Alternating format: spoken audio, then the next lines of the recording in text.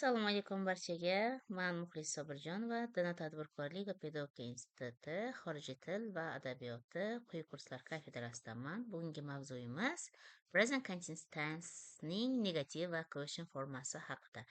Demak, hozirgi davomli zamonni pozitiv shaklini o'tgan darsda biz o'tgan edik. Bu haqida gaplashgandik. Bugun esa bo'lishsiz va so'roq formasiga murojaat qilamiz present continuous tenseni. Demak, present continuous tense'ni negativ, ya'ni salbiy yoki inkor shakli nima? Demak, inkor shakli harakatni sodir bo'lmayotganligini ifodalaydi. Tuzilishi subject plus to be ga biz not ni qo'shamiz. Not inkor shaklni beradi va fe'lga ing qo'shamiz. Misollar, for example, I'm not watching TV.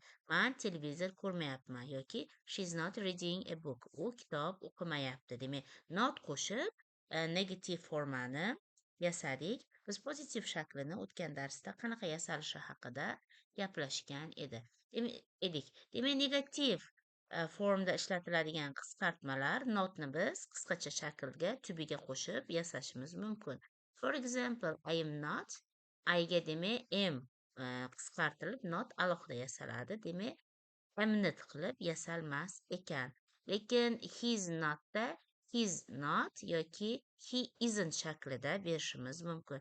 Yoki they are not, they're not yoki they aren't shaklida bera olamiz. Example'larga kelamiz. I am not working. Men ishlamayapman. Demak, bunda qisqartma ishlatilmadi. Ikkinchi gapimizda he isn't listening. U eshitmayapti, tinglamayapti kabi misolni keltirib o'tganmiz. Demak, negativ shakli bo'yicha qoidalar va misollarga murojaat qilamiz.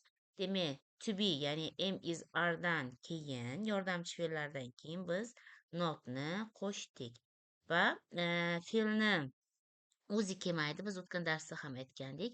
Fe'lga biz ing shaklini qo'shib olamiz. She's not cooking dinner. U dinner pishirmayaptini misol tariqasida olishimiz mumkin.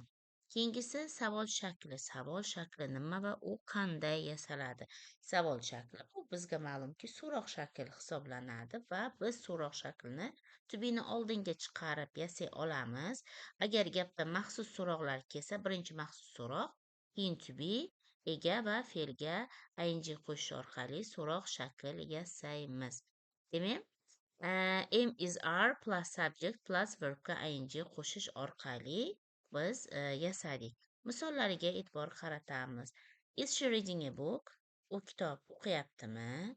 Qisqa javob bersak, yes, she is bo'ladi. Are they playing football? Ular futbol o'ynayaptimi? E'tibor berdik. Is va are ni oldinga chiqarib, so'roq shaklini yasaganmiz. Keyingisi, demak, so'roq shaklini turlari haqida. Demak, yes yoki no nima javob bilan keladigan qisqa javoblar bilan keladigan so'roq shakli. Misolcha, am I, is he, demak, to be ni oldinga chiqarib yasaymiz. Misolcha, are you watching TV? Televizor ko'ryapsizmi? Desa, javobini qisqa aytishimiz mumkin. Yes, I am tarzida.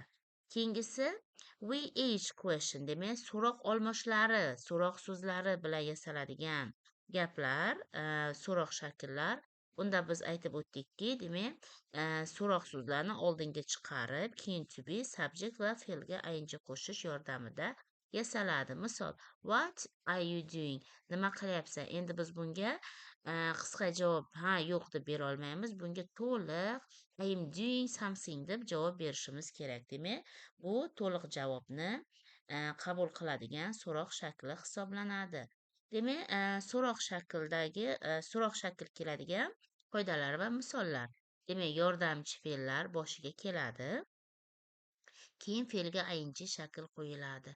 Are they studying English? Ingliz tilini ular o'qiyaptimi? Is he working now? U hozir ishlayaptimi? Kabi misollar bo'la oladi.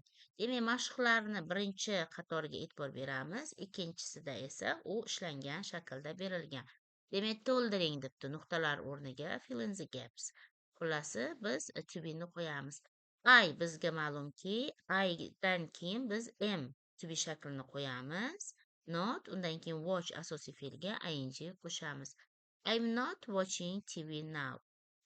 Hozir man televizor ko'rmayapman bo'ladi. Keyingisi she tubisi is. She is not playing the piano. Keyingisi theyni tubisi are. They are not running in the park. Runga ing qo'shish orqali biz nni ikkita yozamiz. Xatolarni to'g'rilang. He am not working. He, she, itga biz emas isni ishlatamiz. Demak, he is not working shaklda yasaladi.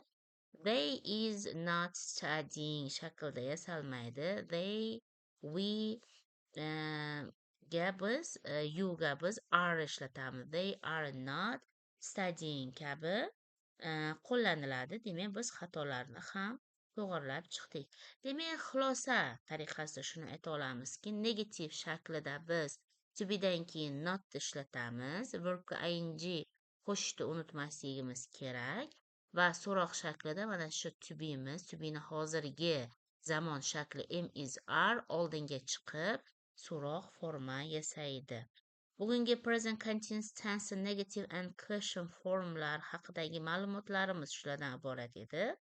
E'tiboringiz uchun rahmat.